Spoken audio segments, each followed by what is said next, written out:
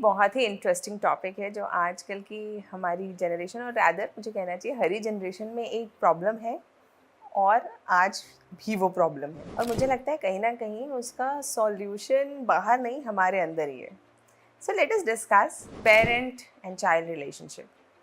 I know बड़ा ही sticky सा topic है जिस पे लोग बात ज़्यादा करना नहीं चाहते क्योंकि अ, कहीं ना कहीं शायद दोनों सही हैं या दोनों गलत, कोई ना कोई एक पॉसिबिलिटी तो बनेगी ही। अब थोड़ा पर्सपेक्टिव अगर हम समझ लें एक दूसरे का तो ज़्यादा आसान हो जाएगा। जैसे कि पेरेंट्स को आजकल क्या शिकायतें रहती हैं, पेरेंट्स को शिकायतें रहती हैं कि हमारा बच्चा हमारी बात नहीं मानता, वो जिस तरीके से हम अपने पेरेंट्स की रिस्पेक्ट करते थे वो अब हमारी बच्चे जो हैं उस तरह से रिस्पेक्ट नहीं करते थे। हम तो अपने माँ बाप के आगे बोल भी नहीं पाते थे और हमारे बच्चे अब चटर पटर बोलते हैं और खूब जवाब देते हैं।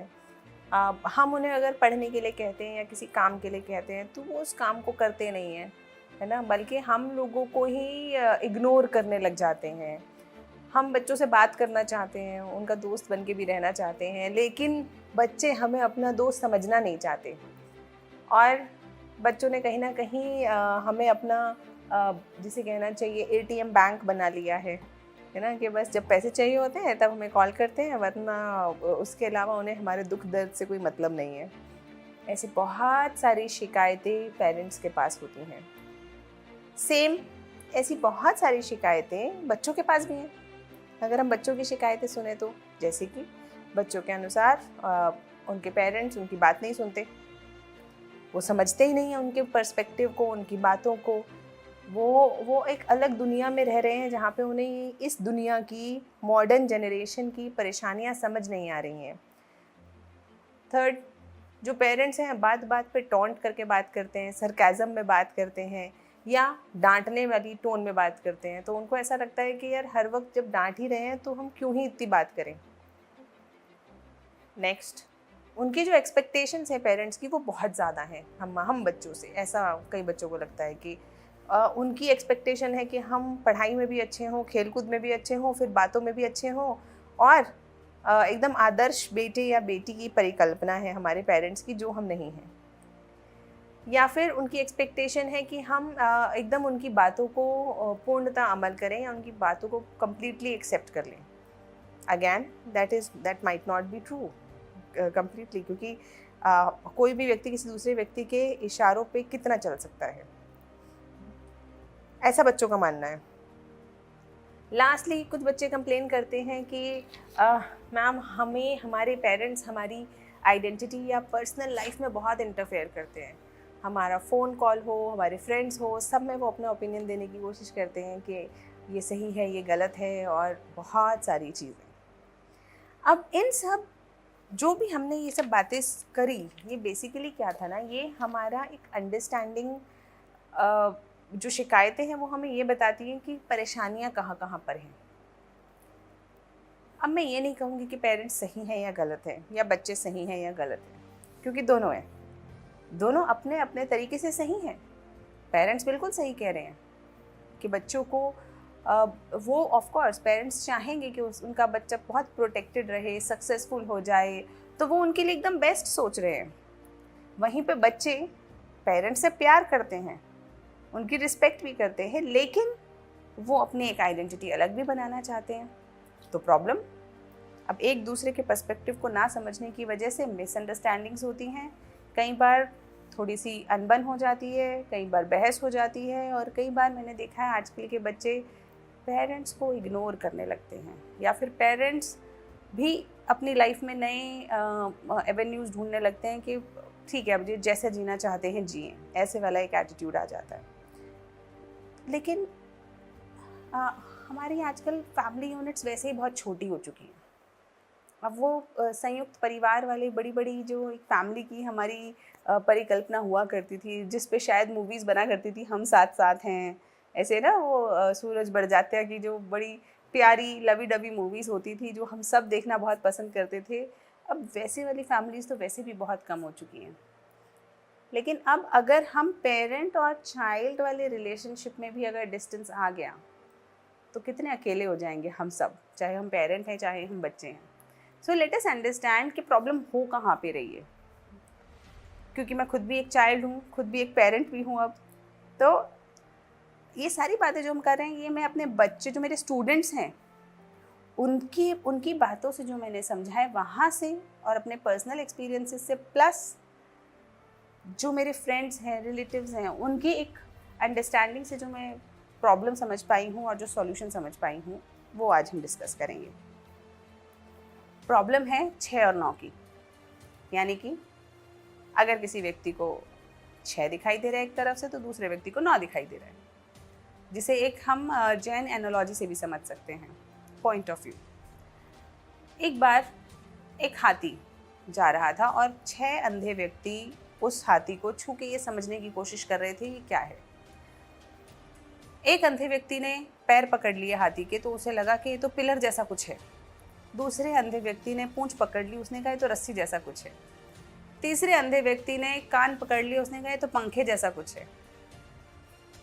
चौथे ने कमर को छू के देखा, तो उसे लगा अरे तो कुछ दीवार जैसा है। और किसी ने सूंड पकड़ ली, तो उसे लगा ये तो कोई पाइप जैसी चीज़ है। असलियत में क्या वो 6 रॉन्ग थे? क्या वो 6 गलत थे? नहीं। लेकिन क्योंकि उनका पर्सपेक्टिव बड़ा लिमिटेड था, इस वजह से वो अपनी बात पे टिके हुए थे।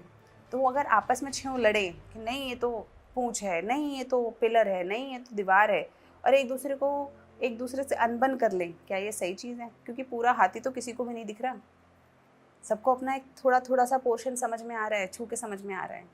तो हमारी अगर हमारी परसेप्शन बहुत लिमिटेड है, तो हमें दूसरे के परसेप्शन को एक्सेप्ट करने के लिए अपने अपने जहन में, अपने दिल में, अपनी दिमाग में जगह बनानी चाहिए। Same goes with parents and kids. Number 1 solution, try to understand their perspective. Parents की दुनिया, जनरेशन ने जो चीज़ें देखी हैं वो बहुत अलग हैं। उनकी जनरेशन में इंटरनेट नहीं था, सोशल मीडिया नहीं था, इतनी टेक्नोलॉजी नहीं थी, अलग तरीके से टेक्नोलॉजी और सोसाइटी काम करती थी, अलग चीज़ों को वैल्यू मिला करती थी।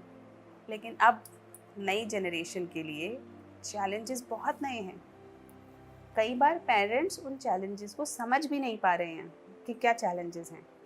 जैसे अगर आप एक पेरेंट हैं और आपका बच्चा सोशल बुलिंग का शिकार हो रहा है, और आप उसे ये कह रहे हैं कि तुम्हें क्या फ़र्क पड़ रहा है कोई कमेंट में क्या लिख रहा है, या वो अपनी पर्सनल इमेज को लेके कंसर्न्ड है बिकॉज ऑफ सोशल मीडिया, तो पेरेंट्स को लगता है तो बिल्कुल फालतू बात पे ही ध्यान दे रहे हैं। लेकिन ये आज की सच्चाई है।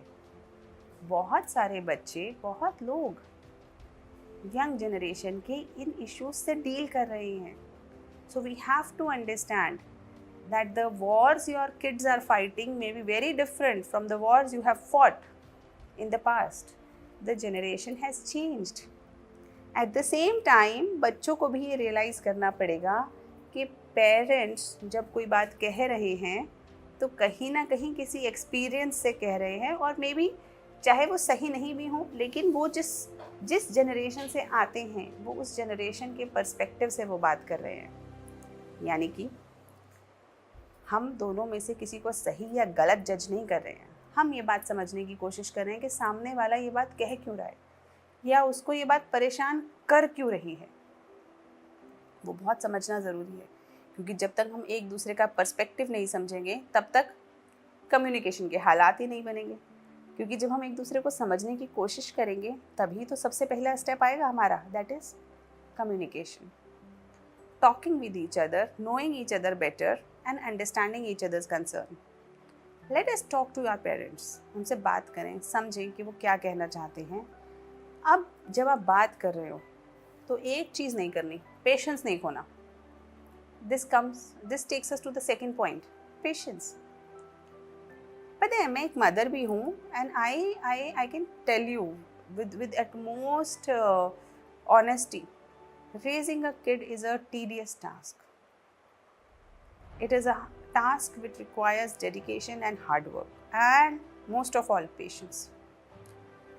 आपका बच्चा कितनी बार रोएगा, आप लेकिन परेशान नहीं होकर उसको संभालते हो। वो हज़ारों सवाल पूछता है, 1000 बार गलतियाँ करता है किसी चीज़ के अंदर, या बहुत सारी ऐसी चीज़ें करता है जब आपको शायद कोई और करे तो गुस्सा आ जाए, लेकिन आपका बच्चा करता है तो आपको गुस्सा नहीं आता। आप उसकी सारी बदमाशियों को झेलते हो और स्टिल उसका साथ देते हो, उसको घुमाने लेके जाते हो, उसको आप उसकी ग्रोथ पे, एवोल्यूशन पे बहुत ध्यान देते हो। वो 10 बार खाना गिराएगा तब भी आप फिर भी उसको कोशिश करोगे कि वो खुद चम्मच पकड़ के खाना सीख जाए। आप करते रहोगे उसके साथ कोशिश, पेशेंस के साथ। लेकिन जब हमारे पेरेंट्स बड़े हो जाते हैं, बड़े यानी कि बूढ़े हो जाते हैं, और हम बड़े हो जाते हैं और हमें अपने पेरेंट्स का ध्यान रखना है, तो क्या हमें भी उस वक्त उनके पेशेंस को रिटर्न नहीं करना चाहिए? शायद जिस पेशेंस के साथ हमारी मदर ने हमें पाला है, फादर ने हमारे ज़िद पूरी करी हैं, क्या उन्हीं पेशेंस के साथ हमें उनके साथ डील नहीं करना चाहिए? Very important. So as a kid, as a child, it is very important कि हम भी उतनी पेशेंस रखें अपने पेरेंट्स के साथ।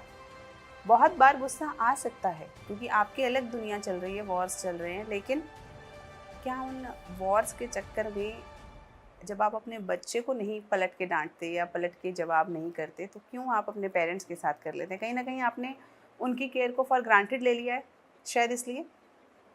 लेकिन यहाँ पर किड्स नीड टू अंडरस्टैंड कि हमें पेरेंट्स को फॉर ग्रांटेड नहीं लेना। We have to take care of them and with patience. अगर वो हमारी बात को एक बार में नहीं समझ रहे हैं, कोई बात नहीं, दोबारा कोशिश करो, तिबारा कोशिश करो, करते रहो। उनकी गलत बात नहीं माननी। आई एम नेवर सेइंग कि आपके पेरेंट्स अगर कोई गलत बात कर रहे हैं या कह रहे हैं जो आपको लगता है कि आपको नहीं माननी चाहिए, बिल्कुल नहीं मानिए, लेकिन बी रीजनेबल एंड रैशनेबल।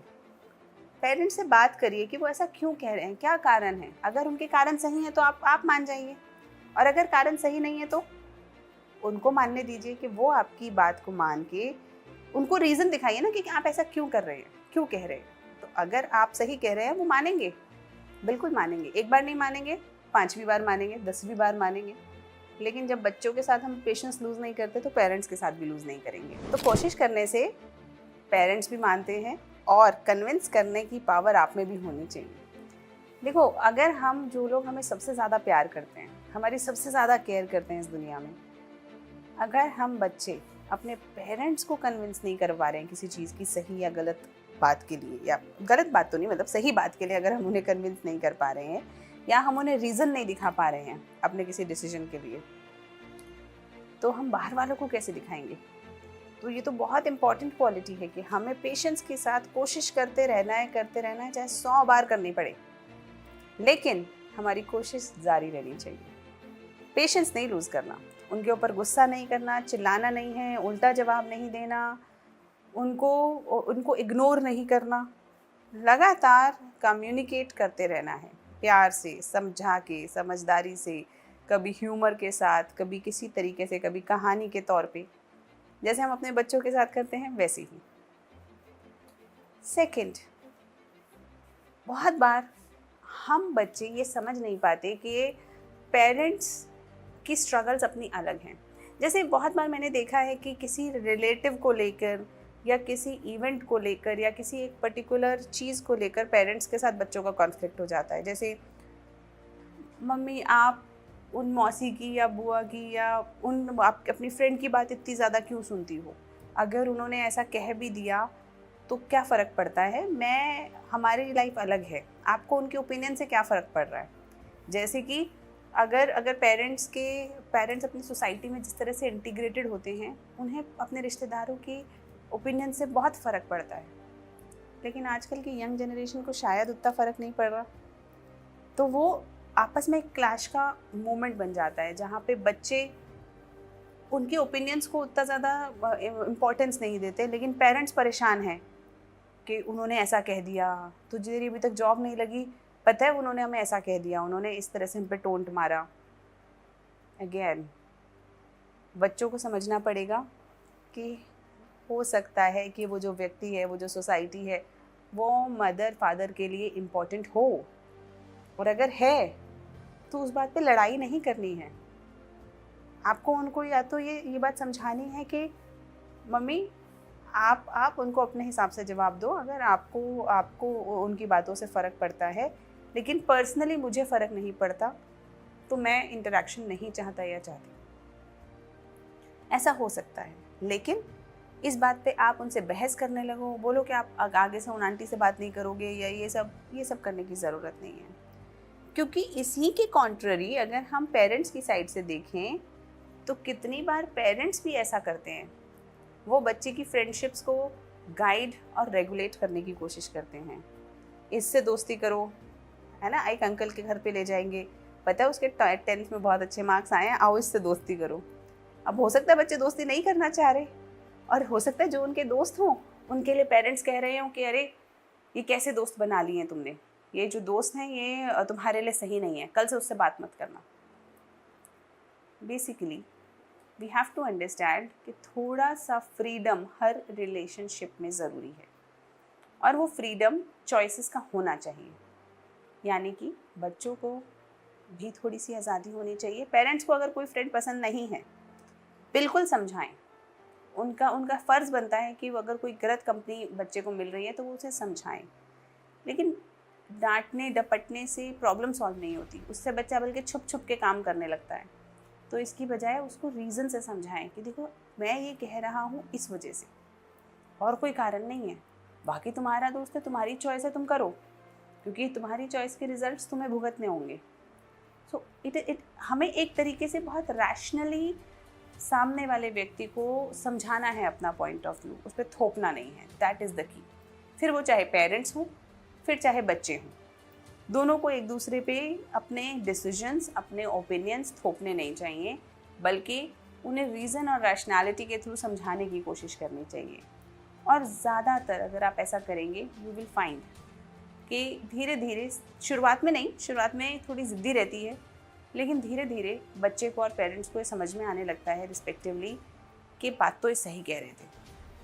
तो जब ये बात सही कह रहे थे वाली एक सिचुएशन आती है, तब आता है एक अंडरस्टैंडिंग का एक मोमेंट, जब ट्रस्ट बिल्ड होता है पेरेंट्स और बच्चों के बीच के अंदर। सो नेक्स्ट एक और चीज़ जिस पे हमें ध्यान देना है कि बाय एन चांस कुछ डिस्टर्बेंस हो भी गया है, लड़ाई हो गई है, कॉन्फ्लिक्ट हो गया है, बहस हो गई है, लेकिन एक चीज़ जो आपको नहीं छोड़नी वो है केयरिंग।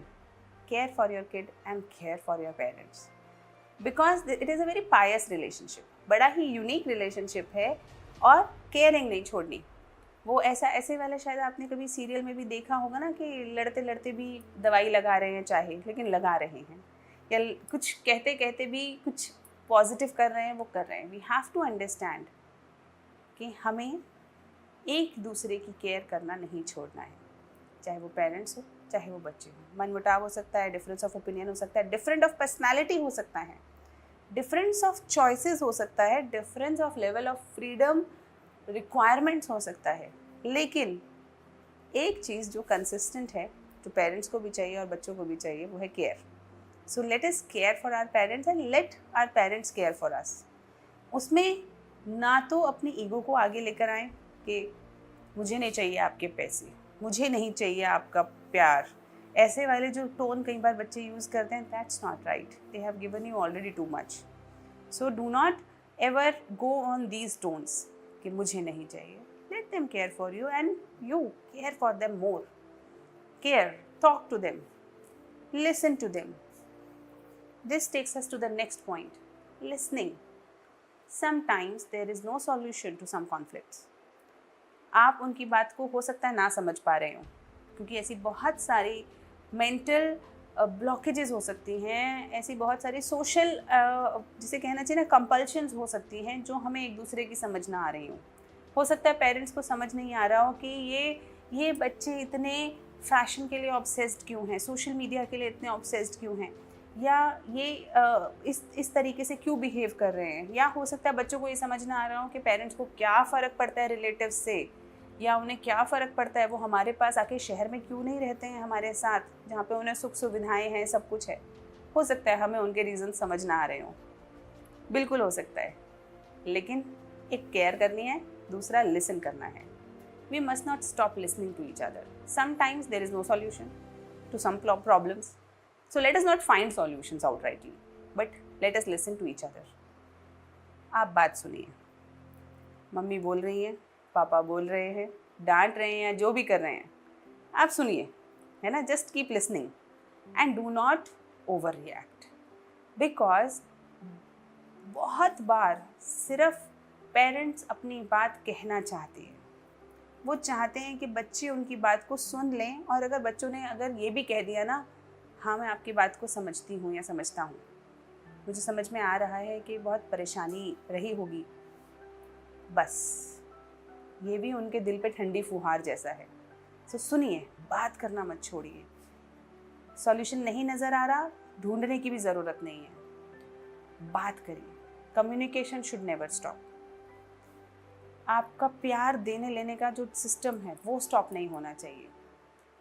उनको डॉक्टर के दिखाने लेके जाना है, एकदम लेके जाइए। उनकी टेस्टिंग्स बुक कराइए, उनके लिए फ्रूट्स भेजिए, उनके लिए जो आप कर सकते हैं अपने लेवल से। अगर आप साथ रहते हैं तो ऑफ कोर्स आपके पास बहुत सारे मौके हैं, दूर भी रहते हैं तब भी आपके पास बहुत सारे मौके हैं। क्योंकि हमें ये बात याद रखनी है कि बाकी बहुत सारे रिश्ते हम अपने जीवन में बनाते हैं, लेकिन एक रिश्ता जिसमें हमारी कोई चॉइस भी नहीं होती, लेकिन वो फिर भी सबसे प्योर रिश्ता होता है। क्योंकि चाहे इंसान कुछ कर ले, 2 people will always be there with them, always care for them and always want the best for them. Parents. Coming to another issue, friends.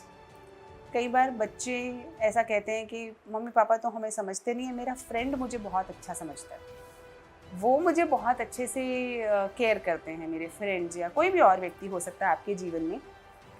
मैं बस उन बच्चों को एक टेस्ट बताती हूँ, उसके बाद वो खुद चूज़ कर सकते हैं कि हु केयर्स फॉर देम मोर।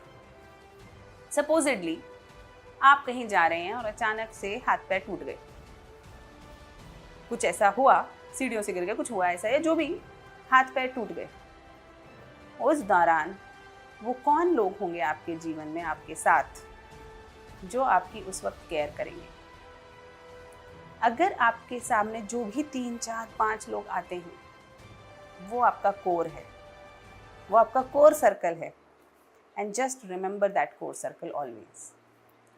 चाहे कुछ हो जाए, किसी और के लिए इस कोर सर्कल से कभी लड़ाई नहीं करनी।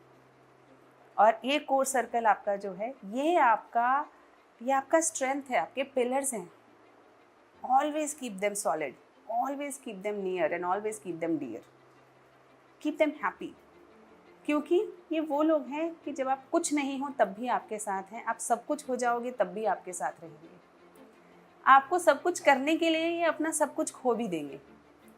तो ये वो लोग हैं जो आपके साथ बुरे से बुरे वक्त में भी साथ नहीं छोड़ेंगे। तो इन पिलर्स को कभी भी इग्नोर नहीं करना। और मोस्ट प्रॉबेबली अगर आपने हल्का सा भी इमेजिन कर लिया है तो आपको पता है कि उसमें पेरेंट्स तो ज़रूर हैं, और कोई है या नहीं है, लेकिन आपके पेरेंट्स तो ज़रूर हैं। सिमिलरली कहीं ना कहीं पेरेंट्स ने भी देख लिया होगा कि उसमें आपके बच्चे ज़रूर हैं। तो हमें इस बात को ध्यान रखना है कि हमारा कोर बहुत ज़रूरी है, उसके अंदर हमें किसी भी तरीके से इग्नोरेंस नहीं लेकर आनी, फॉर ग्रांटेड नहीं लेकर आना। Now every generation feels they are different. Harivansh Rai Bachchan ji की एक बहुत ही सुंदर कविता है मधुशाला, और उसका एक स्टैंजा जो मुझे बहुत ही ज़्यादा पसंद है, वो कहते हैं कि अपने युग में सबको अनुपम ज्ञात हुई अपनी हाला, अपने युग में सबको अद्भुत ज्ञात हुआ अपना प्याला, फिर भी वृद्धों से जब पूछा एक यही उत्तर पाया, अब न रहे वो पीने वाले, अब न रही वो मधुशाला। बेसिकली हमें अपनी जनरेशन की प्रॉब्लम्स, अपनी जनरेशन सबसे बेस्ट लगती है। जैसे पेरेंट्स को लगता है हमारी जनरेशन बहुत अच्छी थी, सबसे प्यार करते थे, सबसे बना के रखते थे, सबके साथ मिल के रहते थे, पेरेंट्स को उल्टा जवाब नहीं देते थे। अब वैसे वाले बच्चे नहीं रहे। शायद बच्चों को भी आगे अपने बच्चों को देख के ऐसा लगेगा, क्योंकि हर पीढ़ी को लगता है कि अब न रहे वो पीने वाले, अब न रही वो मधुशाला। So let us respect that each generation has their own problems, own understandings and own triumphs. अपनी अपनी विजय हैं उन लोगों की, उनके अपने अपने एक नए टेक्नोलॉजिकल अंडरस्टैंडिंग्स हैं। तो हम आज की जनरेशन को बुरा ना समझें, पुरानी जनरेशन अपने आप को बहुत सुपीरियर ना समझे, और पुरानी जनरेशन को हम इन्फीरियर ना समझें। क्योंकि मैं शायद अपने आप को यंग जनरेशन में काउंट कर रही हूँ, जबकि मैं शायद कहीं बीच में हूँ, लेकिन तो क्योंकि मेरे पास ये लिबर्टी है, मैं एक ऐसी जनरेशन से बिलोंग करती हूँ जहाँ पे मैं अपने आप को यंग जनरेशन से भी मैच कर सकती हूँ और शायद ओल्ड जनरेशन को समझ भी सकती हूँ। तो इट इज़ वेरी पैरामाउंट कि हम एक दूसरे के वॉर्स की रिस्पेक्ट करें, यानी कि सबकी अपनी अपनी लड़ाई है, पेरेंट्स बच्चों की लड़ाई ना लड़ें, उनको भी लिबर्टी दें हारने की, स्ट्रगल करने की, गिर के उठने की। उसी तरीके से हम अपने पेरेंट्स को सपोर्ट करें, लेकिन उनकी सोशल चैलेंजेस हैं, जो चीज़ें वो पुराने समय से होते हुए आ रहे हैं, लेकिन ठीक है, उन्हें पसंद है, उन्हें उसी तरीके से रहना की आदत है, तो हम उसे बहुत ज़्यादा ड्रास्टिकली चेंज ना करें। In essence, major decisions of life transforming big events of your life, your education, your marriage, kids etcetera, आप अपनी मर्ज़ी से सोच समझ के डिसीजन लीजिए। लेकिन लाइफ को स्मूथ चलाने के लिए अगर पेरेंट्स के साथ, फैमिली के साथ किन्हीं छोटे मोटे मुद्दों पर आपको कॉम्प्रोमाइज़ करने पड़े, करें, because the compromise makes us very adaptable. It is also sign of love. तो छोटा मोटा कॉम्प्रोमाइज़ करें, अपनी पर्सनैलिटी को चेंज करने की ज़रूरत नहीं है, अपनी लाइफ को दबाने की ज़रूरत नहीं है, लेकिन हाँ, एक दूसरे के साथ अगर हम प्यार से रह सकें, that would be great. This means you can live the luxury of modern life, be technologically advanced, be financially independent, explore different areas in the world, but at the same time आपकी roots, आपकी care, आपके support systems intact रहें। एक पुरानी कहावत है ना, पतंग भी उड़ती हुई अच्छी लगती है जब तक वो डोरी से बंधी रहती है, जब डोरी कट जाती है तो पतंग उड़ती हुई पता नहीं कहाँ पहुँच जाती है। तो वी हैव टू अंडरस्टैंड कि पेरेंट्स शायद वो डोरी हैं जो हमें बांध के रखते हैं, और हम पतंग हैं। और उसी तरह से डोरी की भी रेलेवेंस क्या है, पतंग के कारण ही तो वो डोरी भी उड़ रही है ना। तो हमें कहीं ना कहीं वो रिलेशनशिप को समझना है और सामंजस्य बिठाना है। ये कुछ आइडियाज़ थे, हम और भी इस टॉपिक पे बात करेंगे। अगर आपका किसी तरीके के कोई डाउट्स हैं या आपको ऐसा लगता है कि किसी मुद्दे पे बात होनी चाहिए, then we can talk about it.